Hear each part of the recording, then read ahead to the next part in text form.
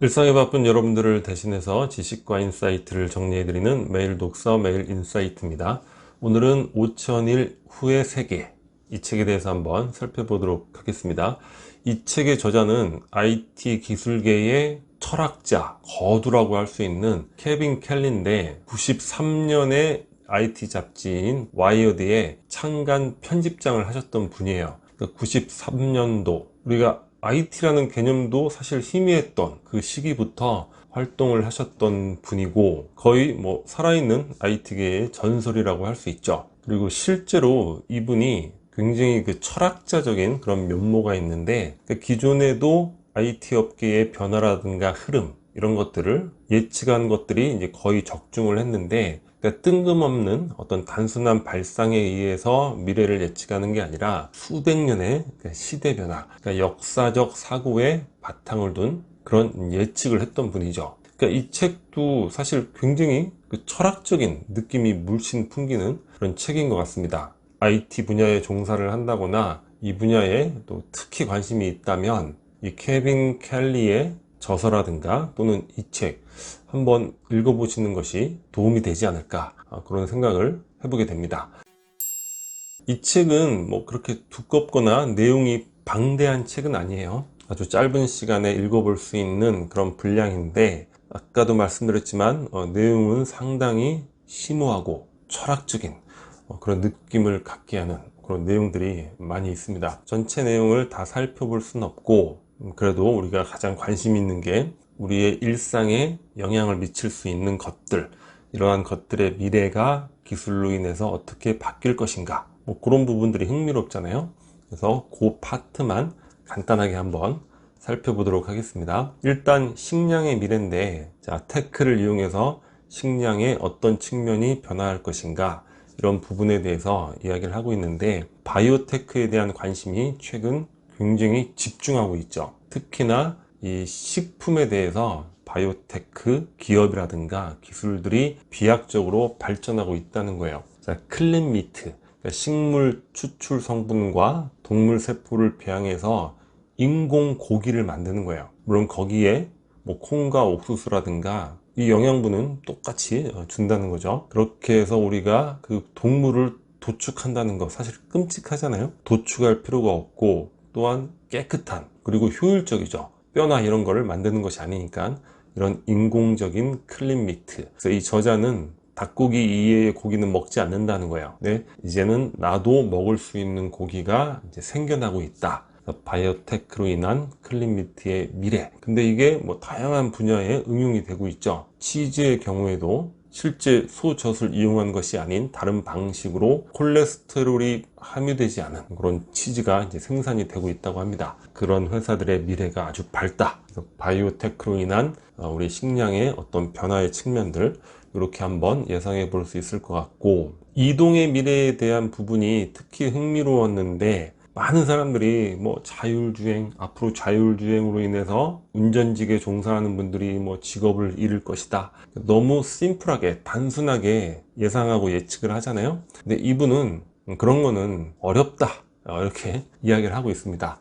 그러니까 가능하다면 가장 첫 번째로 이제 고속도로는 전용 차선이 있잖아요. 이런 곳에 장거리 수송용 트럭, 이런 정도가 이제 적용이 될 것이고, 그 다음이 주차장의 자동 주차, 요 정도가 이제 자율로 적용이 될 것이고, 그 다음에 도심으로 친다면 자율주행용 지정 차선이 만들어져야 된다는 거예요. 근데 그런 인프라를 만든다는 건 굉장히 어려운 일이라는 거죠. 일단 차를 바꾸는 것도 어렵겠죠. 우리 전기차도 비싸서 못 사는데 자율주행차를 우리가 쉽게 살 수는 없죠. 차를 바꾸는 것도 어렵고, 그리고 자율주행에 따른 법령도 바꾸고 표지도 바꾸고 우리의 운전 습관도 바꿔야 되고 보행자에 대한 대응 방식도 바뀌어야 되고, 이런 것들이 최소한 수십 년은 걸릴 것이다. 그러니까 쉽지 않은 일이라는 거죠. 그러니까 고속도로를 이용한 이런 자율주행 전용 차선을 이용한 경우에도 결국엔 고속도로에서 시내로 진입을 하게 되면 거기서는 또 인간 운전자가 탑승해서 운전을 해야 되는 이런 정도도 사실 언제 될지 모르는 거죠. 그리고 스마트 시티에 대한 내용도 이론상으로는 훌륭하지만 단순하게 까놓고 보면 그냥 결국 감시당하는 도시라는 거예요. 내가 어디를 가던 그냥 데이터 하나로 나를 다 추적할 수 있는 그런 도시가 스마트 시티라고 합니다. 당연히 거부감을 느낄 수밖에 없죠. 그러니까 중국 같은 이런 통제 국가의 경우에는 안면 인식 기술이 뭐 세계 1위잖아요. 그리고 스마트 시티 기술도 여러 면에서 뭐 세계 1위를 달리고 있는데 개인의 프라이버시를 중요시 여기는 서구 국가 같은 경우에는 쉽지 않다는 거예요. 누구나 감시당하고 싶어 하진 않죠. 그러니까 스마트 홈이라는 것도 마찬가지라는 거예요. 결국에 내가 편리하게 집안의 도구들을 제어할 수 있지만 그것이 또 데이터가 돼서 나의 생활 습관의 모든 것들이 노출될 수 있는 그런 위험이 있잖아요. 그래서 기술의 발전이 모든 부분에 있어서 우리가 무조건적으로 받아들일 수 있는 그런 것은 아니라는 거죠. 그리고 플라잉 카에 대해서도 굉장히 회의적입니다. 일단 차 자체의 소음이 너무 커서 일상적으로 이용하는 것은 어렵다는 거예요. 반면 드론은 아주 여러 방면에서 다양하게 상용화될 것이다. 이렇게 이야기를 하고 있습니다. 돈의 미래에 대해서는 뭐 딱히 우리가 구체적으로 알아야 되는 뭐 그런 부분은 없는 것 같아요. 결국 블록체인 기술인데 블록체인이라는 기술은 일종의 하수구의 배관과 같아서 우리가 그 자체를 피부로 느끼는 그런 기술은 아니라는 거죠. 백그라운드 기술이 되는 건데 그로 인해 암호화폐라든가 이런 것도 나오게 되었지만 이게 사실 기술이 제대로 다 구현된 건 아니고 허점들이 있는 것이고 그리고 앞으로는 국가 차원의 뭐 실명화폐 이런 전자화폐가 나올 것이다. 지금 중국이 바로 준비를 하고 있잖아요. 이것도 일종의 통제 국가이기 때문에 가능한 부분이 될 텐데 그리고 최근에 유행했던 NFT 같은 경우 과연 그 가치가 지속적으로 유지될 것인가 특별한 긍정 부정은 하지 않고 의문만을 제시하고 있습니다. 에너지의 미래인데 이 부분에 대해서는 우리가 모든 에너지를 전기 에너지로 전환을 시켜야 된다는 거예요. 그러니까 풍력이든 태양열이든 뭐 원자력이든 다 전기 에너지로 만들어서 전기 에너지 제품을 이제 사용을 해야 된다. 그러면 그 자체로 에너지의 절반가량을 아끼는 효과가 발생한다는 거예요. 그리고 환경 문제도 아주 크게 개선할 수 있다는 거죠.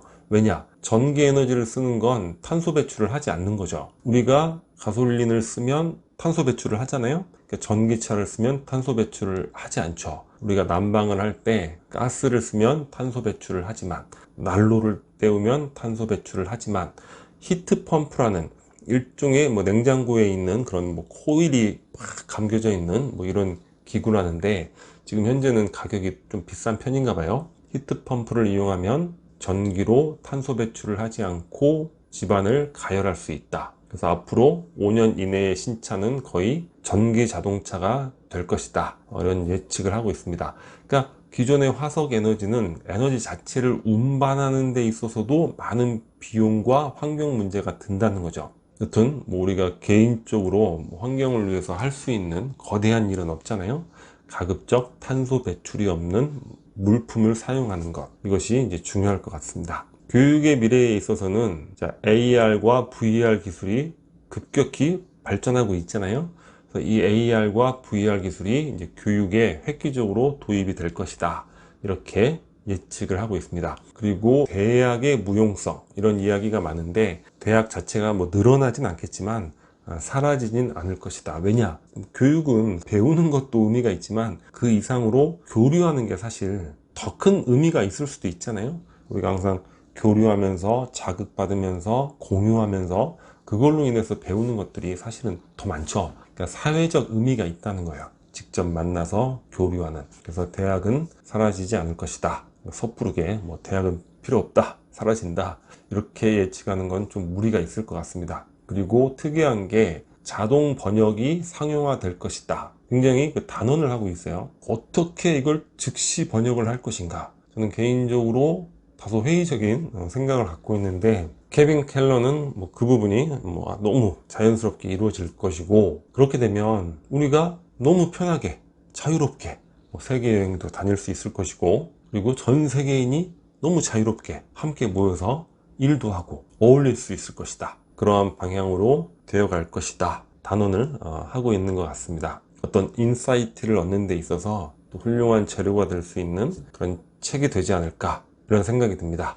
자, 오늘 영상은 여기서 마치도록 하겠습니다. 캐리커처가 구독 버튼이고요. 구독과 좋아요 많이 부탁드리겠습니다. 감사합니다.